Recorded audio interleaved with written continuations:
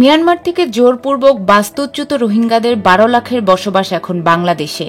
তারা মূলত কক্সবাজার ও ভাসান চরের আশ্রয় শিবিরে শরণার্থীর জীবনযাপন করছে। তাদের খাদ্য, শিক্ষা ও প্রশিক্ষণের জন্য প্রয়োজনীয় অর্থের বেশিরভাগের যোগানদাতাই যুক্তরাষ্ট্র।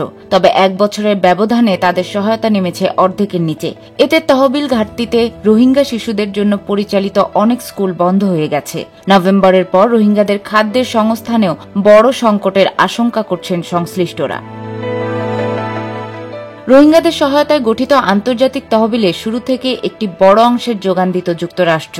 জাতিসংঘের মানবিক কার্যক্রম সমন্বয় সংস্থার তথ্য অনুযায়ী ২০২৪ সালে বাংলাদেশে মোট মানবিক সহায়তা এসেছে $৬৭,৯২,০০,০০০, যার ৮০% বেশি বরাদ্দ ছিল রোহিঙ্গা শরণার্থীদের জন্য।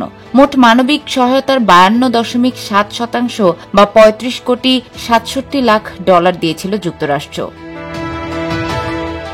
ওসিএইচ এর হালনাগাদ তথ্য অনুযায়ী চলতি বছরে ২২ আগস্ট পর্যন্ত বাংলাদেশে মানবিক সহায়তা এসেছে $৩৬,১০,০০,০০০।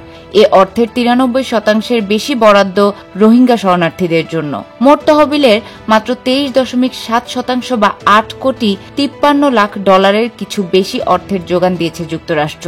এ হিসেবে বাংলাদেশে আশ্রয় নেয়া রোহিঙ্গাদের জন্য যুক্তরাষ্ট্রের অর্থ সহায়তা ১ বছরের ব্যবধানে অর্ধেকের নিচে নেমেছে। সহায়তা কমে যাওয়ায় কক্সবাজারের রোহিঙ্গাদের জন্য অনেক এনজিও প্রকল্প বন্ধ হয়ে যাচ্ছে। বিশেষ করে শিক্ষা কার্যক্রম ও দক্ষতা উন্নয়নমূলক প্রশিক্ষণ ব্যাহত হচ্ছে। এতে রোহিঙ্গা কিশোর তরুণরা হতাশাগ্রস্ত হয়ে অপরাধপ্রবণ হয়ে পড়ছে। বাংলাদেশ সরকারও রোহিঙ্গা সংকট নিয়ে উদ্বিগ্ন। পররাষ্ট্র মন্ত্রণালয়ের এক কর্মকর্তা জানিয়েছেন, আন্তর্জাতিক সম্প্রদায় প্রতিশ্রুত সহায়তা যথাসময়ে না দিলে শরণার্থী শিবির পরিচালনা ও মানবিক চাহিদা পূরণ করা ক্রমশ কঠিন হয়ে পড়বে। অন্তর্বর্তী সরকারের পক্ষ থেকে বলা হয়েছে, রোহিঙ্গা সংকট সমাধানে তারা আন্তরিকভাবে কাজ করছেন। এ বিষয়ে সরকার বিভিন্ন দেশ ও সংগঠনের সঙ্গে নিবিড় আলোচনা চালিয়ে যাচ্ছে। এ প্রচেষ্টার অংশ হিসেবে রোহিঙ্গা ইস্যুতে বড় পরিসরে ৩টি সম্মেলন আয়োজনের পরিকল্পনা করা হয়েছে। এর প্রথমটি আজ কক্সবাজারের উখিয়ার ইনানীর সেনাবাহিনী পরিচালিত হোটেল বেওয়াচ মিলনায়তনে শুরু হচ্ছে।